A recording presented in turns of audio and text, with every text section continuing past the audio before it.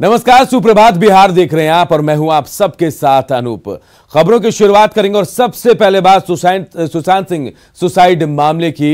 जी हां, सुशांत सिंह सुसाइड मामले की अब सीबीआई जांच नहीं होगी, ये बड़ी खबर आ रही है। महाराष्ट्र सरकार ने मांग को खारिज कर दिया है। गृह मंत्री अनिल देशमुख ने सीबीआई जांच से इनकार कर दिया है।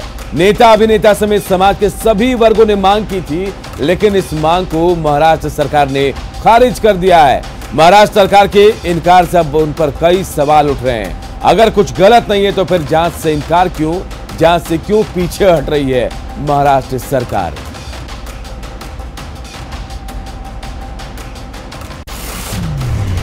बीजेपी ने की सीबीआई जांच की मांग। बॉलीवुड का कनेक्शन जब आता है तो आज तक बॉलीवुड के किसी भी केस को मुंबई पुलिस ने नहीं सुलझाया है। एलजेपी ने की सीबीआई जांच की मांग। एक युवा बिहारी दूसरे प्रदेश में उनकी हत्या हुई, किन परिस्थितियों में हुई, ये सच सामने आना जरूरी है। जेडीयू ने की सीबीआई जांच की मांग। एक बहुत बड़ा कलाकार के मौत को दफन कर दिया गया साजिश के तहत। तो मैं तो मांग करता हूं इसकी सीबीआई जांच होना चाहिए। आरजेडी ने की सीबीआई जांच की मांग। वो शिकार हुए कहीं न कहीं साजिश और षड्यंत्र के, और ये खुदकुशी के मामले को लेकर के धीरे धीरे सारा पर्दा हट जाना चाहिए और देश की जनता के सामने सच आना चाहिए। कांग्रेस ने की सीबीआई जांच की मांग। तो हम लोगों का यही मानना है कि सीबीआई जांच हो, बढ़िया से जांच हो और एक एक पहलू की जांच होनी चाहिए। अभिनेता ने की सीबीआई जांच की मांग। जो महाराष्ट्र में सरकार है कांग्रेस, एनसीपी और शिवसेना की, उसमें कांग्रेस और एनसीपी की जो नीति है, जो नीयत है, वो उस पे सवाल उठ गया है। बार काउंसिल ने की सीबीआई जांच की मांग। मुंबई पुलिस के जांच पे बहुत बड़ा सवाल है। मुंबई पुलिस इसमें न्याय करना नहीं चाहती है। मुंबई पुलिस जो रियल कल्प्रिट्स हैं उनको बचाना चाह रही है। भाई ने की सीबीआई जांच की मांग। चाहेंगे कि हर कुछ ट्रांसपेरेंट हो जाए, दिख जाए, लोगों के सामने आ जाए कि क्या हुआ, कैसे हुआ, किस परिस्थिति में उसकी हत्या हुई, आत्महत्या हुई, किस परिस्थिति में, सब कुछ क्लियर हो जाए। जो भी जांच करना पड़े जांच करके क्लियर हो। लेकिन नहीं मानी महाराष्ट्र सरकार। सब अधिकारी बुलाए, देखेंगे क्या होता है। लेकिन जिस तरह से बिहार पुलिस मुंबई आके जांच कर कहीं ना कहीं सीबीआई की मांग भी करी कि सीबीआई कुछ। जी हाँ, तमाम मांगों को दरकिनार कर महाराष्ट्र सरकार ने सुशांत सुसाइड मामले की सीबीआई जांच से मना कर दिया है। अभिनेता सुशांत सिंह राजपूत की मौत को 1.5 महीने हो गए, लेकिन अब तक मामला साफ नहीं हो पाया। इसके बाद भी महाराष्ट्र के गृह मंत्री कह रहे हैं कि मुंबई पुलिस इस मामले की जांच करने में सक्षम है और वो किसी भी सूरत में इस केस को सीबीआई को ट्रांसफर नहीं करेंगे।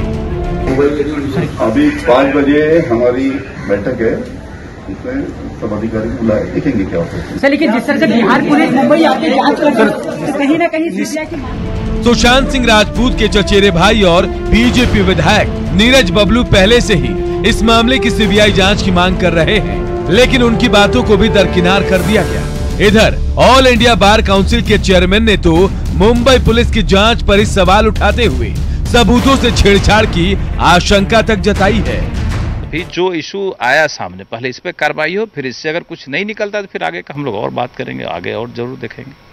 आगे भी मतलब सीबीआई जांच की ओर बढ़ सकते हैं। हम लोग चाहेंगे कि हर कुछ ट्रांसपेरेंट हो जाए, दिख जाए, लोगों के सामने आ जाए कि क्या हुआ, कैसे हुआ, किस परिस्थिति में उसकी हत्या हुई, आत्महत्या हुई, किस परिस्थिति में, सब कुछ क्लियर हो जाए। जो भी जांच करना पड़े जांच करके क्लियर हो जाए। ये इन्वेस्टिगेशन बिल्कुल ही अनफेयर ढंग से हो रहा है। इतना डिले करने का एकमात्र पर्पस जनता के सामने या जो लीगल एक्सपर्ट्स हम लोग के जैसे लोगों के सामने है, ये मुंबई पुलिस जो कल्प्रिट्स हैं, जो एक्यूज्ड हैं, उनको मौका दे रही है कि अब एविडेंस को डिमोलिश करें, एविडेंस के साथ टेम्परिंग करें और जो कल्प्रिट्स हैं वो बच जाए। इस मामले में रिया चक्रवर्ती के अलावा अब सवालों के घेरे में महाराष्ट्र सरकार भी है।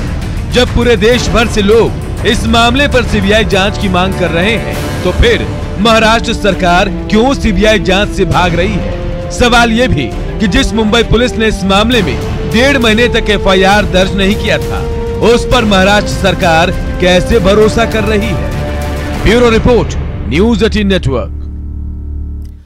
और देखिए, पूरे देश से इस मामले में सीबीआई जांच की मांग उठ रही थी, उसके बाद महाराष्ट्र सरकार ने इनकार कर दिया। सवाल उठ रहा है कि आखिर क्यों महाराष्ट्र सरकार इससे पीछे हट रही है। हमारे सहयोगी रवि नारायण सीधे पटना से हमारे साथ जुड़ गए हैं, सीधे उनका रुख करते हैं। रवि, बड़ा सवाल यही है कि पूरे देश से मांग उठ रही थी, पक्ष विपक्ष से लेकर कांग्रेस से लेकर तमाम राजनीतिक दलों ने एक सुर से सुसाइड मामले की जांच की मांग की थी, सीबीआई जांच की। आखिर क्या वजह है कि महाराष्ट्र सरकार पीछे हट रही है?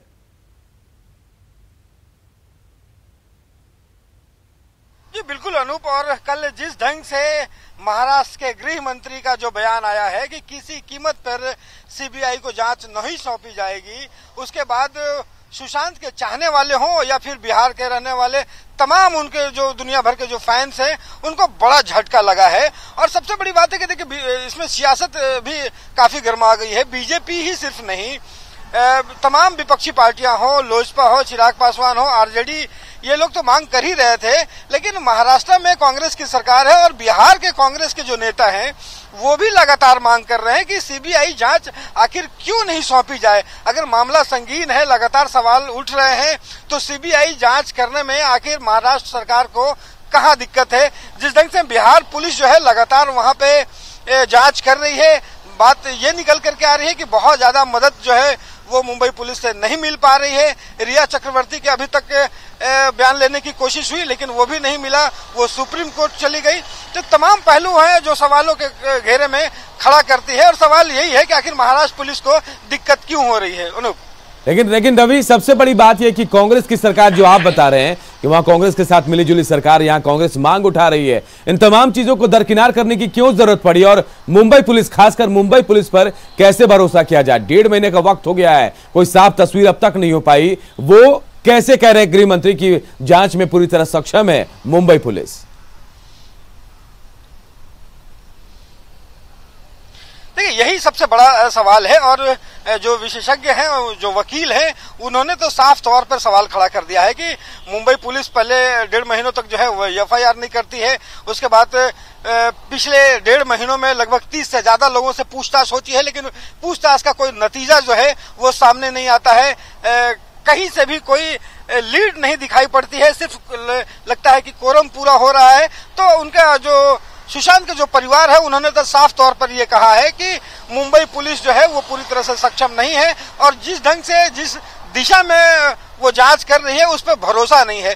तो ये सवाल खड़े होते हैं अनूप कि जो मुंबई पुलिस है जिस ढंग से जांच कर रही है उससे सच का जो है वो निकल करके सामने आ गए, इसमें सवालिया निशान है।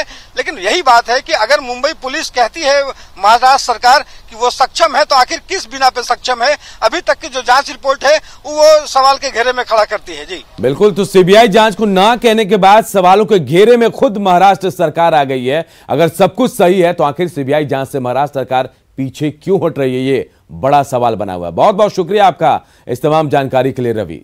चलिए बढ़ते हैं आगे और अब बात करते हैं बिहार में बदहाल स्वास्थ्य व्यवस्था की। बिहार में कोरोना संक्रमण के मामले लगातार बढ़ते जा रहे हैं।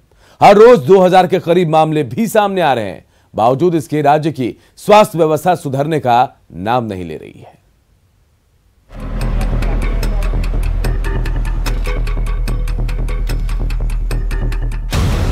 बिहार के बदहाल स्वास्थ्य व्यवस्था की पोल खोलती इन दो तस्वीरों को देखिए। पहली सासाराम की है और दूसरी भागलपुर की। सासाराम की इस महिला को सांस लेने में दिक्कत है। नाक में ऑक्सीजन का पाइप लगाकर रात भर सड़क किनारे बैठी रही, लेकिन अस्पताल में दाखिला नहीं मिला। जबकि बिना सैंपल लिए भागलपुर के इस लड़के को कोरोना पॉजिटिव का सर्टिफिकेट मिल गया। सासाराम के दलेलगंज निवासी संतोष कुमार की पत्नी को सांस लेने में तकलीफ हुई। सदर अस्पताल में कोरोना टेस्ट हुआ। टेस्ट रिपोर्ट निगेटिव आई, लेकिन जब सीटी स्कैन हुआ तो रिपोर्ट पॉजिटिव निकला। डरे सहमे संतोष कुमार पत्नी को लेकर भागे भागे सदर अस्पताल आए, लेकिन अस्पताल में ऑक्सीजन नहीं है कहकर भगा दिया गया। संतोष कुमार ने निजी अस्पतालों के भी चक्कर लगाए, लेकिन दाखिला वहां भी नहीं मिला। आखिर में संतोष खुद से ऑक्सीजन सिलेंडर का बंदोबस्त किया। हम लोग को भगा दिए। हमारा मरीज सांस ले रहा है, उसको ऑक्सीजन की सख्त से सख्त जरूरी है, लेकिन यहाँ कोई सुन नहीं रहा है। संतोष कुमार की पत्नी को सांस लेने में दिक्कत थी, तब भी अस्पताल में दाखिला नहीं मिला। लेकिन भागलपुर के चंद्रभानु को बिना टेस्ट के ही कोरोना पॉजिटिव घोषित कर दिया गया। अब चंद्रभानु परेशान है और अस्पताल प्रशासन इसे तकनीकी भूल बता रहा है। हम जब कराए ही नहीं थे तो मेरा कैसे निगेटिव बता सकते? कल आप सैंपल नहीं थे? नहीं, बिल्कुल। तो नाम वहाँ कैसे आया? वही हम जानना चाहते हैं। हम सिर्फ रजिस्ट्रेशन कराए थे।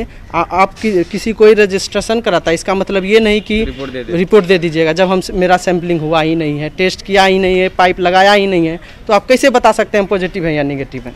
अब बिहार में बदहाल स्वास्थ्य व्यवस्था की एक और तस्वीर देख लीजिए। रोहतास जिले के करगहर में सड़क दुर्घटना में घायल एक शख्स को इलाज के लिए स्थानीय लोग ठेला पर लेकर प्राथमिक स्वास्थ्य केंद्र पहुंचे। स्वास्थ्य कर्मियों ने ठेले पर ही इलाज शुरू कर दिया।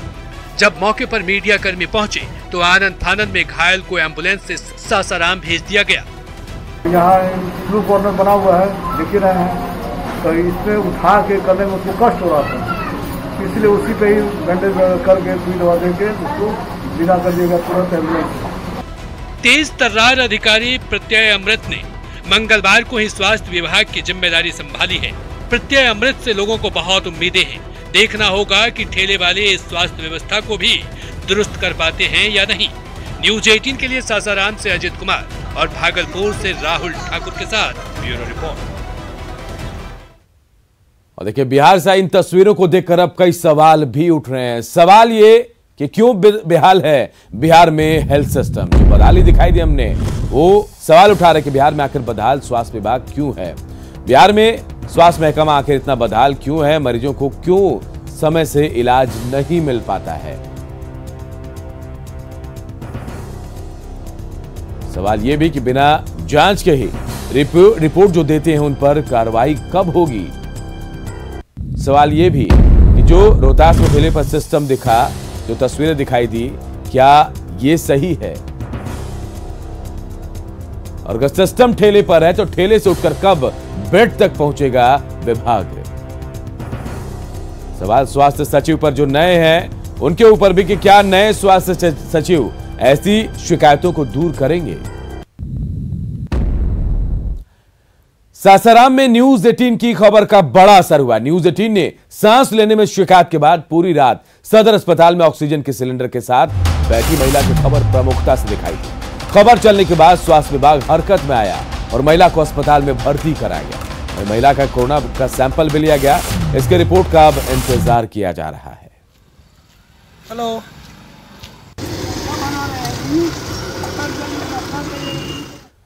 और पटना एम्स से एक बड़ी खबर आ रही है, जहां भारतीय फार्मा कंपनी भारत बायोटेक के कोवैक्सीन के नाम से विकसित कोरोना के टीके के दूसरे चरण का ट्रायल शुरू हो गया है। यहां पहले चरण का ट्रायल सफल रहा है।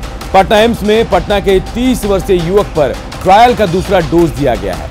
वैक्सीन की मात्रा आधा मिलीमीटर दी गई है। पटना एम्स के अधीक्षक डॉक्टर सीएम सिंह ने इसकी जानकारी दी है। ये डोज पटना एम्स के सीनियर डॉक्टर और वैक्सीन बनाने वाले वैज्ञानिकों की टीम की देखरेख में दिया गया है।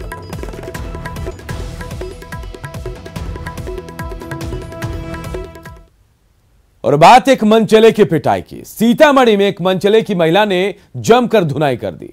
जिला मुख्यालय डुमरा की यह घटना है। दरअसल एक मनचला यहां पिछले 5 दिनों से एक महिला पर फप्तियां कस रहा था। कल देर शाम मनचला मर्दानी के हत्थे चढ़ गया, जिसके बाद शरेआम आरोपी की पिटाई करते हुए उसे घसीटते हुए थाने तक ले जाया गया। बाद में मौके पर पहुंची पुलिस आरोपी को अपने साथ ले गई।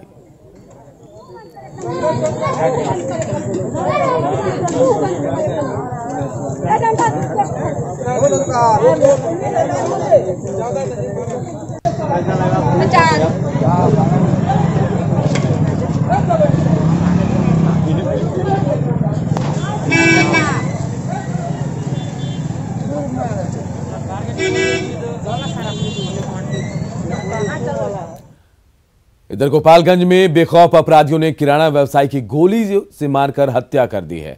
वहीं हत्या के बाद आराम से हथियार लहराते हुए वो फरार भी हो गए। घटना यादवपुर थाना क्षेत्र के बरईपट्टी गांव की है। मृतक त्रिलोकी शाह किराना व्यवसायी थे।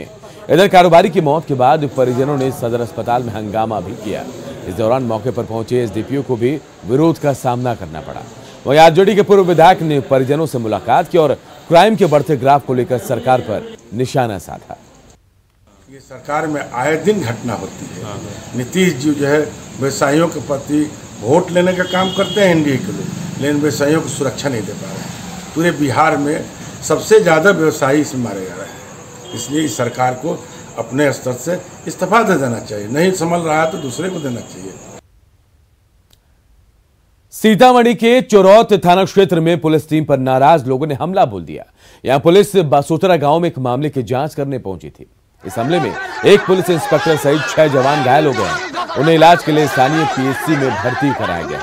बताया जा रहा है कि बासोतरा गांव में एक सीएसपी संचालक की ओर से लॉकडाउन में साबुन का वितरण किया गया था, जिसमें खाताधारियों से उसके अंगूठे का निशान लिए गए थे। उसके बाद खाताधारियों के खाते से पैसे की निकासी शुरू हो गई।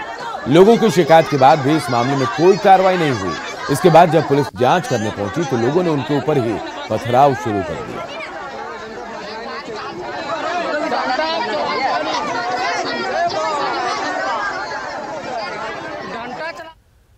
अगली खबर बेतिया से, जहां पुरुषोत्तमपुर थाना क्षेत्र के मजरिया गांव में 2 गुटों में हिंसक झड़प हो गई। इस दौरान मारपीट और रोड़ेबाजी में एक सिपाही के साथ 12 से ज्यादा लोग घायल हो गए।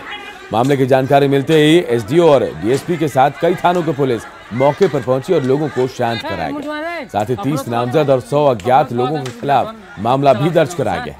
पहले के विवाद को लेकर दोनों पक्ष कल उग्र हो गए थे, जिसके बाद दोनों ओर से पत्थरबाजी शुरू हो गई। फिलहाल गांव में शांति है, लेकिन एहतियातन मजिस्ट्रेट के साथ पुलिस बल की यहां तैनाती कर दी गई है।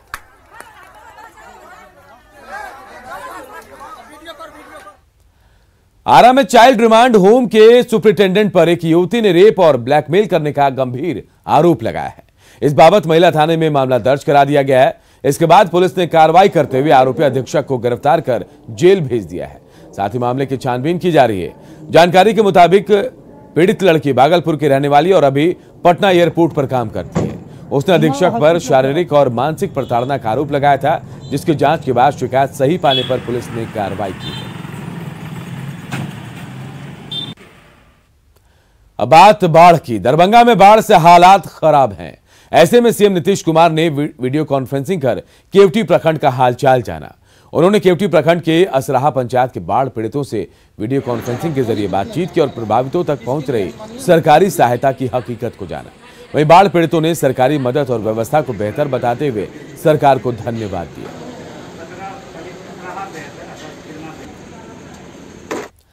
तो दरभंगा में बाढ़ की विनाश लीला जारी है। हालात कुशेश्वर स्थान प्रखंड में सबसे ज्यादा खराब है।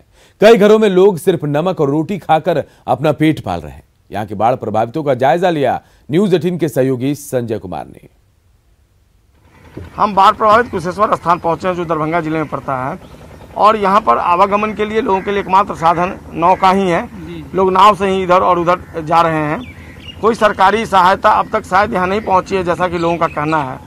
यहाँ के लोगों के क्या हालात हैं, किस कदर वो जीने को मजबूर हैं, हम जानने की कोशिश करेंगे। बाढ़ पीड़ितों के बीच हम पहुंचे हैं, उनका हाल जानने के लिए। घर में चलते हैं।